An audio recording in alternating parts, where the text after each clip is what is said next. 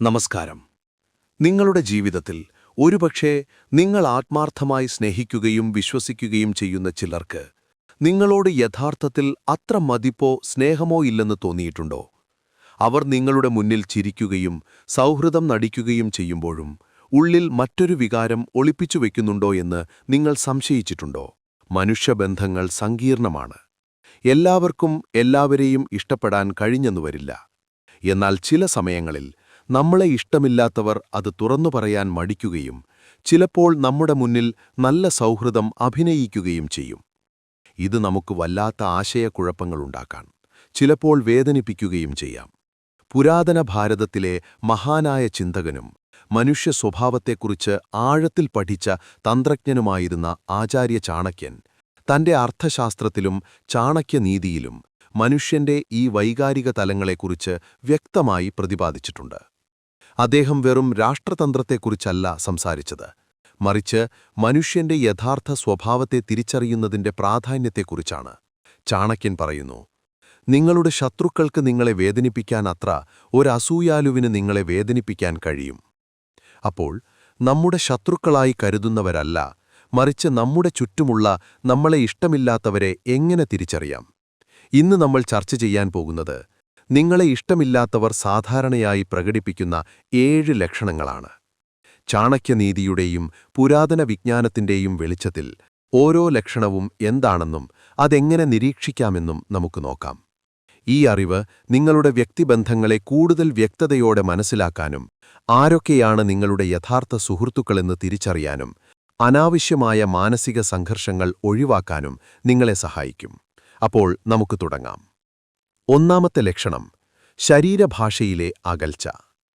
നിങ്ങളെ ഇഷ്ടമില്ലാത്ത ഒരാൾക്ക് നിങ്ങളുടെ അടുത്തു വരാനോ നിങ്ങളോടടുത്തിടപഴകാനോ സാധാരണയായി താൽപ്പര്യമുണ്ടാവില്ല. അവർ നിങ്ങളിൽ നിന്ന് ഒരു ശാരീരിക അകലം പാലിക്കാൻ ശ്രമിക്കും.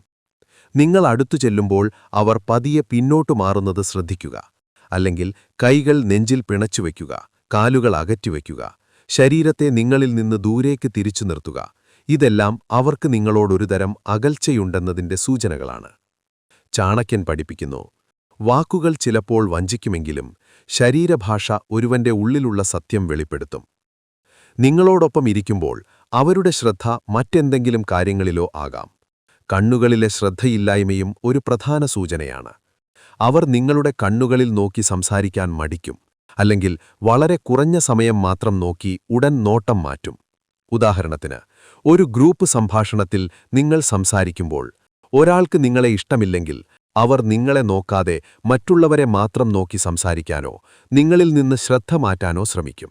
സത്യത്തിൽ ഇഷ്ടമുള്ള ഒരാൾക്ക് നിങ്ങളുടെ സാമീപ്യം ആശ്വാസമാണ്, എന്നാൽ ഇഷ്ടമില്ലാത്തവർക്ക് നിങ്ങളുടെ സാമീപ്യം ഒരു ഭാരമായിരിക്കും.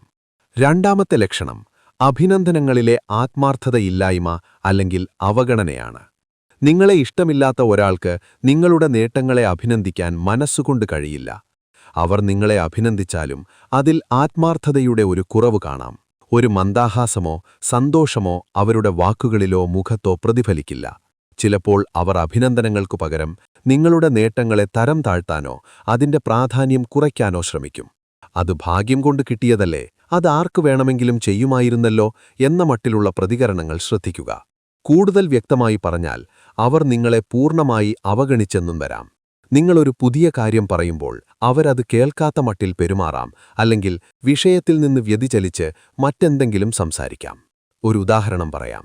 നിങ്ങളൊരു പുതിയ പ്രമോഷൻ കിട്ടിയ കാര്യം പറയുമ്പോൾ അവർക്ക് താൽപ്പര്യമില്ലാത്ത ഭാവത്തിൽ "ഓ, നന്നായി" എന്നു മാത്രം പറഞ്ഞ് സംഭാഷണം മാറ്റാൻ ശ്രമിക്കുന്നത് ശ്രദ്ധിക്കുക.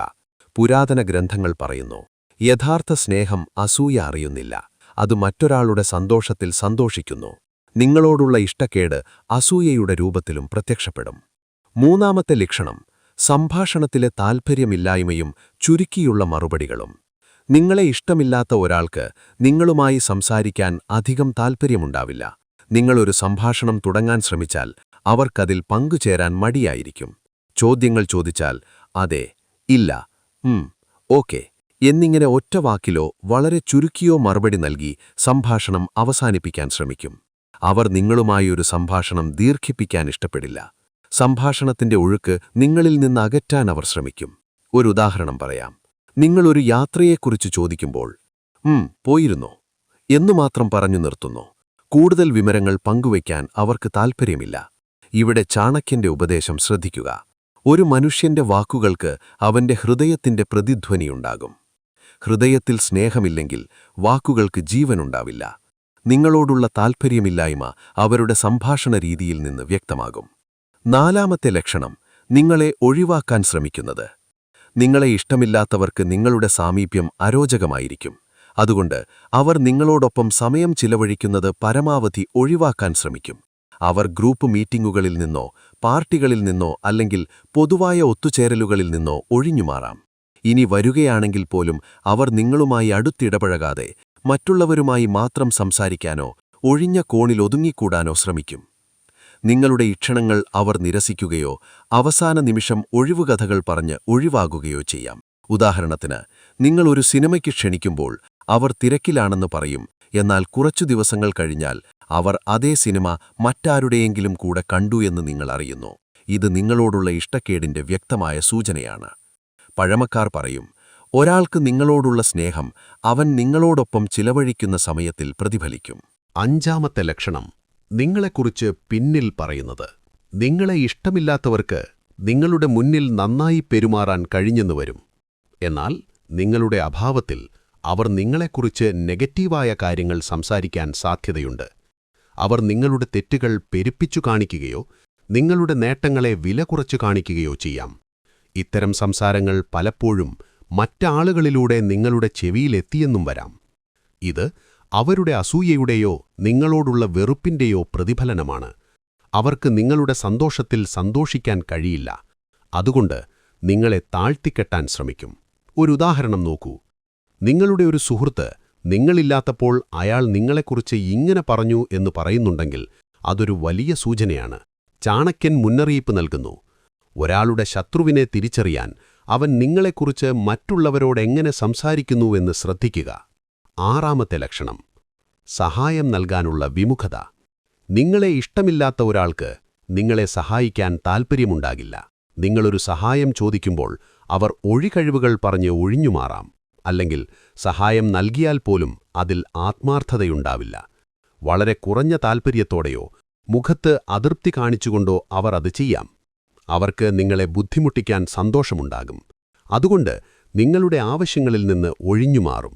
ഉദാഹരണത്തിന്, നിങ്ങൾക്ക് അത്യാവശ്യമായൊരു ലിഫ്റ്റ് വേണ്ടപ്പോൾ അയാൾക്ക് നിങ്ങളെ സഹായിക്കാൻ കഴിയുമായിരുന്നിട്ടും എനിക്ക് തിരക്കുണ്ട് എന്നോ മറ്റോ പറഞ്ഞൊഴിഞ്ഞുമാറുന്നു.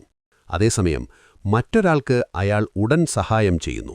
ഒരു യഥാർത്ഥ സുഹൃത്ത് ആവശ്യമുള്ള സമയത്ത് കൂടെയുണ്ടാകും. അല്ലാത്തവർ ഒഴികഴിവുകൾ കണ്ടെത്തും.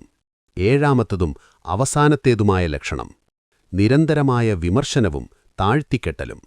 നിങ്ങളെ ഇഷ്ടമില്ലാത്ത ഒരാൾ നിങ്ങളുടെ എല്ലാ കാര്യങ്ങളെയും വിമർശിക്കാൻ ശ്രമിക്കും. നിങ്ങൾ എന്തു ചെയ്താലും എന്തു പറഞ്ഞാലും അതിലൊരു തെറ്റ് കണ്ടെത്താൻ അവർ ശ്രമിക്കും. നിങ്ങളുടെ വസ്ത്രധാരണം, സംസാരം, കഴിവുകൾ, തീരുമാനങ്ങൾ എല്ലാം അവർക്ക് വിമർശിക്കാനുള്ള വിഷയങ്ങളാകാം. അവരുടെ വിമർശനങ്ങൾ പലപ്പോഴും നിങ്ങളെ വേദനിപ്പിക്കാനും ആത്മവിശ്വാസം തകർക്കാനും ഉദ്ദേശിച്ചുള്ളതാകാം. ഇത് അവരുടെ ഉള്ളിലുള്ള അസൂയയുടെയോ നിങ്ങളെക്കാൾ മികച്ചവനാണെന്ന് സ്വയം സ്ഥാപിക്കാനുള്ള ശ്രമത്തിന്റെയോ ഭാഗമാകാം. അവർക്ക് നിങ്ങളുടെ സന്തോഷമോ വിജയമോ കാണുന്നത് അസഹനീയമായിരിക്കും. ഉദാഹരണത്തിന്, നിങ്ങളൊരു പുതിയ വസ്ത്രം ധരിച്ചു വരുമ്പോൾ ഇത് നിനക്ക് ചേരുന്നില്ല, അല്ലെങ്കിൽ ഇതൊരു പഴഞ്ചൻ ഫാഷനാണെന്നു പറഞ്ഞ് നിങ്ങളെ വിഷമിപ്പിക്കാൻ ശ്രമിക്കും. ആചാര്യ ചാണക്യൻ പറയുന്നു, അസൂയയുള്ള ഒരു വ്യക്തി മറ്റൊരാളുടെ സന്തോഷത്തെ തന്റെ ദുരിതമായി കാണുന്നു. അവരുടെ വിമർശനങ്ങൾ സത്യസന്ധമായ ഒരു അഭിപ്രായത്തെക്കാളുപരി നിങ്ങളെ താഴ്ത്തിക്കെട്ടാനുള്ള ശ്രമമായിരിക്കും. ഈ 7 ലക്ഷണങ്ങളും നിങ്ങൾ മനസ്സിലാക്കിയല്ലോ. എന്നാൽ ഒരു കാര്യം പ്രത്യേകം ഓർക്കുക. ഈ ലക്ഷണങ്ങളിൽ ഏതെങ്കിലും ഒന്നുമാത്രം കണ്ടാലുടൻ ഒരാൾ നിങ്ങളെ ഇഷ്ടമില്ലെന്ന് ഉറപ്പിക്കരുത്. ഓരോ മനുഷ്യരും വ്യത്യസ്തരാണ്. ചിലപ്പോൾ സാഹചര്യങ്ങൾ കൊണ്ടോ അവരുടെ സ്വന്തം പ്രശ്നങ്ങൾ കൊണ്ടോ ഈ ലക്ഷണങ്ങൾ പ്രകടമായേക്കാം. അതുകൊണ്ട് ഈ ലക്ഷണങ്ങൾ ഒരുമിച്ചു കാണുകയും ആ വ്യക്തിയുടെ സാധാരണ സ്വഭാവത്തിൽ നിന്ന് വളരെ വലിയ വ്യത്യാസം കാണുകയും ചെയ്യുമ്പോഴാണ് നിങ്ങൾ കൂടുതൽ ജാഗ്രത പുലർത്തേണ്ടത്. നിങ്ങളൊരു ഡിറ്റക്റ്റീവിനെ പോലെ എല്ലാവരെയും സംശയിച്ച് ജീവിക്കണമെന്നല്ല ഇതിന്റെ അർത്ഥം. മറിച്ച് നിങ്ങളുടെ ചുറ്റുമുള്ള ലോകത്തെ കൂടുതൽ വിവേകത്തോടെ മനസ്സിലാക്കാനും ആരൊക്കെയാണ് നിങ്ങളുടെ യഥാർത്ഥ കൂട്ടുകാരെന്ന് തിരിച്ചറിയാനുമുള്ള ഒരു ഉൾക്കാഴ്ച നേടുക എന്നതാണ്.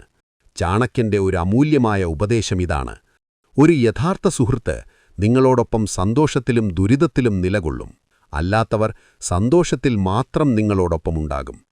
ഈ അറിവ് നിങ്ങളുടെ ബന്ധങ്ങളിൽ കൂടുതൽ വ്യക്തതയും സമാധാനവും നൽകുമെന്ന് ഞാൻ വിശ്വസിക്കുന്നു. ഓർക്കുക, ആരൊക്കെ നിങ്ങളെ ഇഷ്ടപ്പെടുന്നു എന്ന് തിരിച്ചറിയുന്നതിനേക്കാൾ പ്രധാനം നിങ്ങളെ ഇഷ്ടപ്പെടുന്നവരെ നിങ്ങൾ എങ്ങനെ പരിപാലിക്കുന്നു എന്നതാണ്.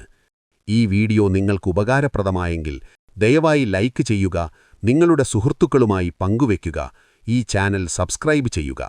നിങ്ങളുടെ അഭിപ്രായങ്ങളും നിർദ്ദേശങ്ങളും കമന്റ് ബോക്സിൽ രേഖപ്പെടുത്തുക. സത്യം എന്നും വിജയിക്കട്ടെ. വിവേകം എന്നെന്നും നമ്മോടൊപ്പം നിൽക്കട്ടെ. നന്ദി, നമസ്കാരം.